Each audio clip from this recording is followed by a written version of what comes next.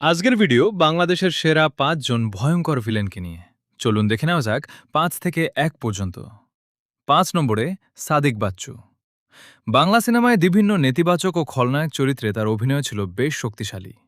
তার গম্ভীর অভিনয় দর্শকদের মনে ভিলেন হিসেবে আলাদা ছাপ ফেলেছিল। ৪ নম্বরে রাজীব। গম্ভীর কণ্ঠ, কঠিন চেহারা আর দাপুটে অভিনয়ের মাধ্যমে রাজীব বাংলা সিনেমার অন্যতম স্মরণীয় খলনায়ক চরিত্রে পরিণত হয়েছিলেন। ৩ নম্বরে হুমায়ুন ফরিদী। ভিলেন চরিত্রে তার অভিনয় ছিল একেবারেই অন্যরকম। সংলাপ বলার ধরন, চোখের অভিব্যক্তি এবং চরিত্রের গভীরতা তাকে করে তুলেছিল অসাধারণ। ২ নম্বরে ডিপজল।